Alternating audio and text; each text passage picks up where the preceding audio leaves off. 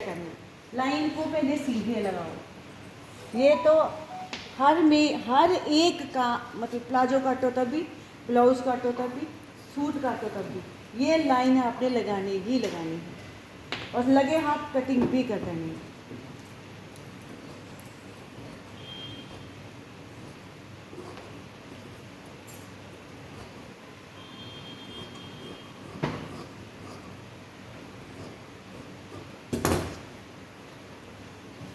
जैसे simple blouse में मैंने आपको बताया, पहले जो ड्राफ्टिंग है सिंपल ब्लाउज की ही करनी है। बिल्कुल इजी तरीके से बता रही हूँ आपको। तो कितनी लेंथ चाहिए आपको? 14 है, 14 है, 2 इंच एक्स्ट्रा, 16। सिंपल ब्लाउज वाला कर रही हूँ मैं, हिसाब वही है। पहले हम सिंपल ब्लाउज की तरह सेट कर लेंगे, फिर उसको हमने क्रॉस पट्टी में बदलना है। तो पहले क्या करना है, हमने ये 16 ले लिया, जहाँ 16 ले लिया उस साइड में हमने तीरे को सेट कर देना है।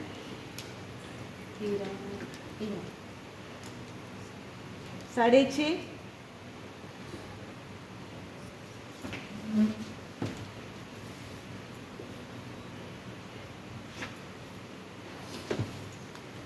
सेम इधर भी ऐसे ले लेना है।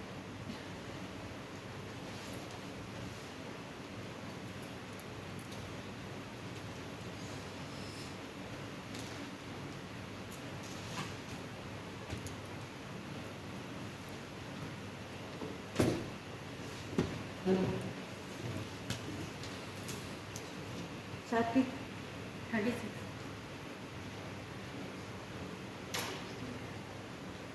9 2 एंड 9 2.5 फर्स्ट में।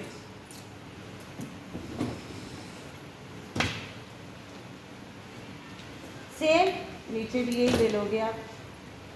कितना ये है 11.5, उतना ही ये ले लोगे 11.5, और मिला दोगे। जैसे सिंपल का कर रही हूँ मैंने वही चीज़ उतार दी है सिंपल ब्लाउज।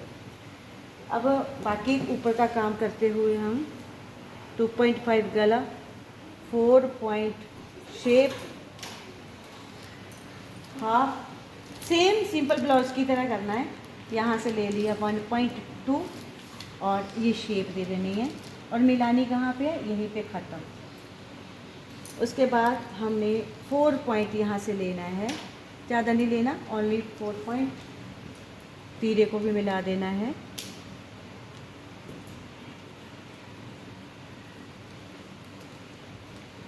और इसको भी इसके साथ मिला देना है, बाकी शेप के अकॉर्डिंग मिला देना है।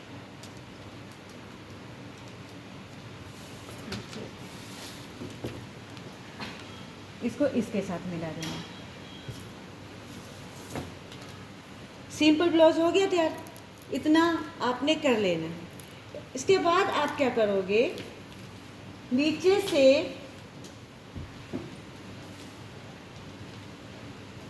ढाई तैयार चाहिए तो 3, ठीक है, आधा इंच तो सिलाई हक में नीचे चला जाएगा। अगर आप नीचे से ढाई तैयार चाहते हो तो 3, 2 चाहते हो तो 2.5, 3 ले लोगे तब भी गलत नहीं है, अगर 2.5 ले लेते हो तो भी गलत नहीं है। तो आपकी ये पट्टी दिख जाएगी। अगर मैंने 3 लिया तो मेरी ये वाली पट्टी, क्रॉस की पट्टी हमारी 2.5 की मेरे को मिल जाएगी, ठीक है। ये वाला 3 सेम टू सेम आप इधर भी ले लोगे और मिला दोगे।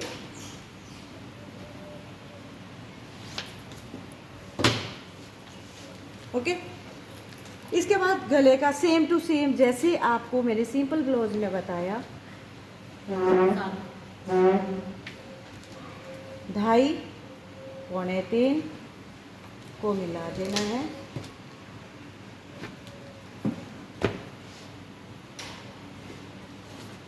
शेप दे देनी है, ठीक है। अब हम इसको जो क्रॉस पट्टी की हमने शेप देनी है वो हमने जो बीच में जो प्लेटें हैं हमने उसका अनुमान लगाना है कि कहाँ से कितने कितने इंच की आएगी। जो सेंटर पॉइंट बिंदु आपने ले लेना है, सेंटर पॉइंट बिंदु यहाँ से आपने लिया 10, सबका 10 नहीं आएगा, वो मैंने सिंपल ब्लाउज में आपको बताया हुआ है। जिसका जितना पॉइंट आएगा वो उतने पे ही लेगा। 3.5 इधर से 3.5 ले लिया मैंने, प्लस का निशान लगा लिया, सेंटर पॉइंट बिंदु को सेट कर लिया। ओके, फिर आप क्या करोगे, ये वाली जो है ये इसके सामने वाली तो सेम टू सेम ही पड़ेगी, 6 है तो ये 6 पे पड़ी। ठीक है, छाती आपकी कम है तो बीच में गैप भी कम, छाती बड़ी है तो गैप बिंदु ले लिया। इस सेंटर पॉइंट बिंदु के सामने वाला है, मैंने अब डायरेक्शन को सेट करना है। मैंने अब डायरेक्शन को सेंटर पॉइंट बिंदु के साथ सेट करना है। तो मेरी छाती है 36, ठीक है, 36 में गैप हम लेंगे 1.25, छाती कम होगी 34, 1.5 कम होगी 1.5, उससे कम होगी 1.25, छाती कम हुई तो ये भी गैप कम, छाती बढ़ी तो ये भी गैप बढ़ गया, पर कितना बढ़ेगा 2 पॉइंट, एकदम से आधा नहीं करना। 38 आ गया 1.25, 40 आ गया 2, 42 2, 45, जैसे आगे आगे बढ़ता जाएगा 2 पॉइंट बढ़ते जाएंगे। छाती बढ़ गई तो इस 3.5 के बजाय अब हो जाएगा 4, उनका तीरा भी बढ़ा, छाती भी बढ़ी तो ये क्यों नहीं बढ़ा, ये भी बढ़ेगा। नीचे से भी आप 3.5 ले लोगे, इसको भी लेना, यहाँ से लेना है 3.5 ले लोगे। अब आया गैप, 1.25 का निशान, आपने सिर्फ निशान लगाना है, डायरेक्शन ये देगा। सेंटर पॉइंट बिंदु पे रखा और ये रखा और इसको निशान लगा।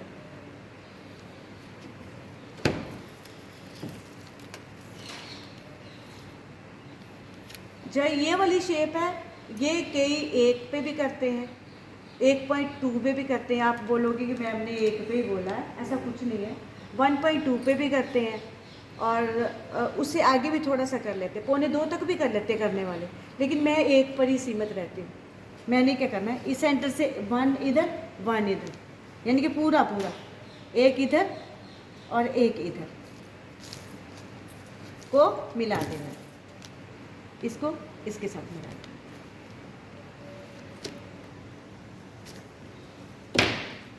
ये हो गया गैप के फर्स्ट होगी, ये सेकंड। यहाँ से क्रॉस पट्टी को छोड़ के 1.5 लेना है, 1.5। यहाँ से आप डायरेक्शन को रख लो 1.25, इस सीमा से बाहर नहीं जाना है। स्केल को रखा मैंने डायरेक्शन के अकॉर्डिंग और यहाँ से ये लगाना शुरू कर। थर्ड, वो मैंने आपको बताया, मापने की ज़रूरत नहीं है, लेकिन अगर मेथड के हिसाब से चलोगे तो इसका सेंटर होता है आगे 2.5। जब ये इस डायरेक्शन से चलोगे तब भी गलत नहीं है, आप माप के चलोगे तब भी मेरा 2.5 ही आ रहा है। तो यहाँ पे भी आपने 1.25 ले लेना और डायरेक्शन के अकॉर्डिंग मिला देंगे। डायरेक्शन ये है और यहाँ से आप इसको इसके बराबर खींचेंगे और सीमा से बाहर नहीं जाना है। यहाँ पे भी आप ऐसे करोगे 1.25 और सीमा से बाहर नहीं जाना।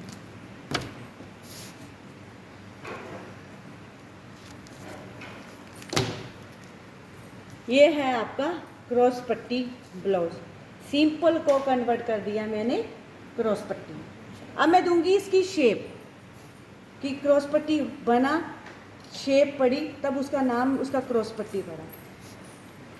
बेल्ट से जो आपकी पट्टी है, पट्टी से आप 1 इंच ऊपर लोगे, ठीक है। 1 इंच इधर की शेप का भी आजकल चल रहा है, दोनों साइड गोलाई बराबर होती है, आजकल फैशन है। इधर से भी शेप तो उधर से आप बना सकते हो। जिसने एक तरफ शेप लगानी है एक तरफ लगा दो, जिसने दोनों साइड शेप लगानी है दोनों साइड भी लगा सकते हो। तो ये वाली शेप हमने दे देंगे। ये है हमारा क्रॉस पट्टी ब्लाउज। इधर पकड़ने देना कि देना आपने 1 इंच इधर,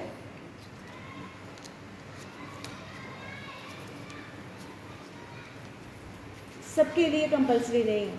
जिसने आगे की शेप रखनी है तो आगे रख ले, जिसकी इच्छा है जो पहनता है, इधर भी 1 इंच की शेप दे दो, इधर भी 1 इंच की शेप दे दो, और पट्टी आपकी उसके अनुसार ही कटेगी, स्टिच भी आपकी उसी के अनुसार होगा, टेंशन की बात नहीं है। ओके, सिंपल हमारा ये है, सिंपल ब्लाउज है। सिंपल ब्लाउज को हमने ये जो है कटिंग जो है ये हम सबसे बाद में करते हैं, जब हमारा बैक निकल जाए। हमने इसी को कटिंग करना है, मैंने इस साइड रख देना है, उसको कटिंग कर देना है, लास्ट में जाके मैंने इसको कटिंग कर देना है, ये अलग हो जाएगा। पट्टी 4 होती हैं, जब आप स्टिच करते हो ये वाली 2 निकली ना, 2 और निकालनी है। जब आप स्टिच करते हो तो दोनों साइड से स्टिच होती है, एक पट्टी इधर लगती है, दूसरी पट्टी इधर लगती है, तो दोनों को मिला के ये स्टिच होता है। इनकेस लाइनिंग वाला है, लाइनिंग के साथ लाइनिंग, और साड़ी के साथ साड़ी वाला कपड़ा। इनकेस कपड़ा आपके पास नहीं है तो आप नीचे वाली पट्टी में आप दूसरा कपड़ा भी ज्वाइंट कर सकते हो, वो दिखेगी नहीं।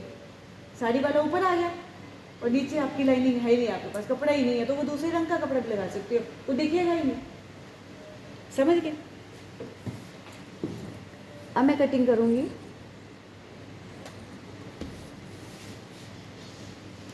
हल्का सा कट का निशान लगाते हुए सीधा आर्म होल पे जाना है, बाद में काटना है। इसको लिया हमने और यहाँ सेट कर दिया, जहाँ पे सेट हो, जहाँ पे सेट हो ये ऐसे।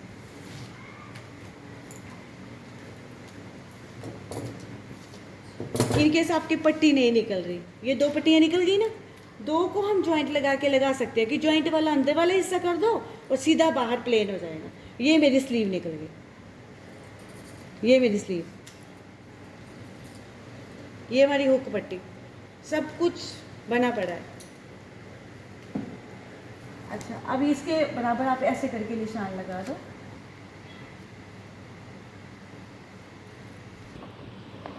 और कटिंग करो। हाँ, इसमें वो तो मैं कर लूँगी कटिंग में। कटिंग पहले तो इसको अलग करो, फिर आप आर्म होल को कटिंग करते हुए बराबर ले आओ। सिंपल ब्लाउज में आपको बताया था मैंने,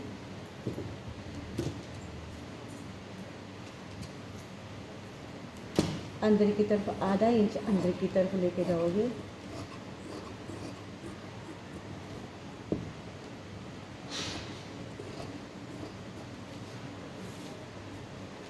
और इसके बराबर रख के ये कटिंग कर देंगे।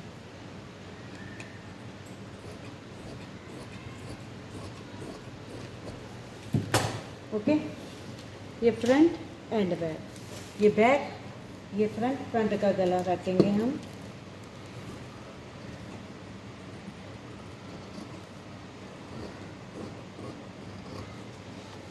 क्रॉस पट्टी को काटते हुए, क्रॉस पट्टी को काटते हुए सीधा चले जाऊंगी मैं दूसरी तरफ।